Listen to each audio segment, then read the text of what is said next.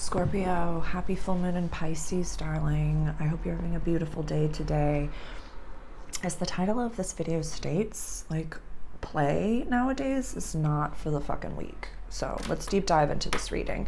And this grid is for Scorpio rising over here, but these readings can be watched by Scorpio sun as well as Scorpio moon to receive the vibration of it. So right now, the sun in the sky is in Virgo in your 11th house of community, friendships, and wishes for the future. We also have Mercury retrograde in this house. So right now we might be changing friend groups in a way, or people that have been a very close puzzle piece to us are being moved to a different location, or someone that's been in the peripheral more of an acquaintance, or someone maybe that you've just met is coming in to be someone that maybe isn't like forever best friends, but people are coming and going right now. And we have over here, we have our full moon happening in our 5th house of creativity, play, childlike spirits, kiddos, if you want those things, joy. We've had Neptune retrograde over here as well as Saturn retrograde in this house. So a few things. What is play? What is fun? And how often do you do those things?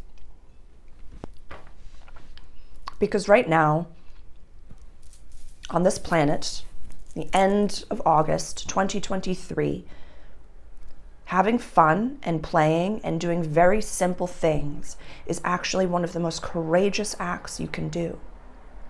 And recognizing that, yeah, the whole thing's on fire and I'm being affected. Pluto squaring the nodes on my foundational axis. There's fight over here, there's war over here, there's famine over here, there's floods over here, there's poverty over here, there's this unprecedented thing over here. There's corruption literally everywhere you look. So one of the bravest things you can do is shut off your phone, or put your phone on do not disturb and watch a podcast that you really like, or put your phone on do not disturb and go play outside in the sand for a fucking while. Make art for the sake of making art. Doing a puzzle. This is also the house of romance. So having an intimate relationship with yourself or with a partner that's safe. Having fun. What is fun? What is play? What is joy? And reminding ourselves that we must nourish that side of ourselves. I'm a healing artist, and the art that I create is extremely abstract, but it's as healing as fuck. Because I give myself a bucket of play.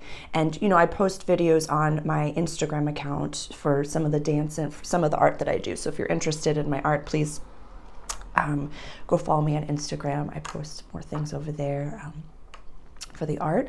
And I just had some of my pieces photographed as well. So I'll be sharing those with you and showing how you can incorporate this abstract art into your everyday life. If that's something that you're interested in, please send me an email.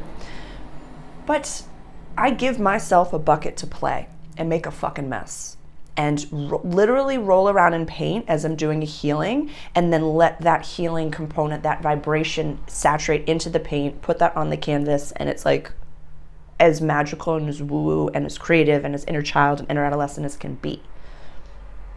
And I get to be naked, and I get to it's just so precious. And it's safe. It's a safe way for me to have fun. Yeah. So what is fun for you? Reading a book. Maybe that's fun. And, sometimes Scorpio, we can be, for a lot of people, and, I'm a Scorpio rising, so I'm using the royal we. Sometimes we can be just an archetype. I'll just use that for a friend group, for a community. A lot of the times people don't really know who you are, Scorpio. They just know how you make them feel. And that can be a beautiful blessing, but at the same time, a little bit of a curse, because trusting people can be a little harder. Because you can read their energy, you can read their mind, you can read the room, you can read the vibe, you can kind of tell in your gut all over, Scorpio, when you're being misled. So kind of giving yourself that safe space to play, to have fun, And to feel free might not be as easy to come by for you. You know, for some clients of mine and friends that are parents, like, when was the last time you had like a roaring scream cry where you weren't worried about making noise that someone else could hear? When was the last time you had that? You know, the full moon's in Pisces, so we're going to be feeling a lot of feelings. And Scorpio, for you, play has to have, like, your fifth house being run by Pisces, play kind of has to have a little bit more of like a soul purpose reason.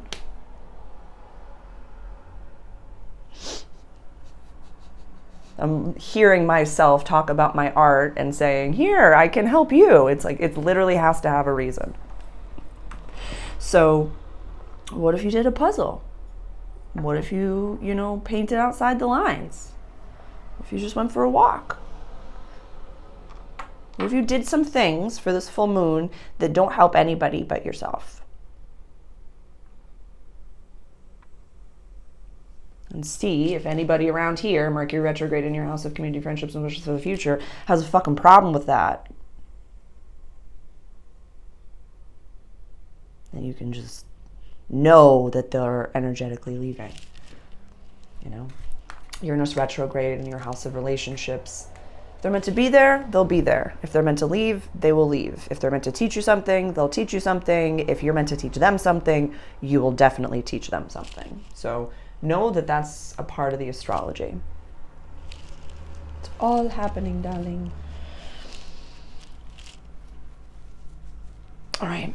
I'm going to head over into the private Patreon group. We're going to do our private reading over there, where these readings on my public YouTube page are about, you know, like 5 to 7, 8 minutes. In there, they're give or take like right around 15, 20 minutes over there. So we always start with tarot and kind of blend a little bit. I feel like the retrogrades are going to be our focus, and because there's so much for you being run by Pluto and Mars that you love the introspective, you love the still waters run deep, you love to really deep dive into the discoveries, and that's the vibration that a lot of people on the planet are feeling right now.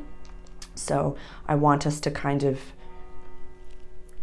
level that up and lead by example in this retrograde season, and really, like, I don't know, come out, like, let the retrograde be a glow up and be your leadership self. You know, I was talking to Libra, we can't diminish ourselves to make the friend group feel good anymore. We can't do that. So for you,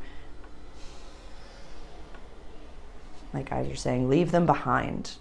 It's okay to leave people behind, because even that phrasing means that you've been carrying them. And we all have our own lanes. We all have our own contracts. We all have our own life path, our soul purpose.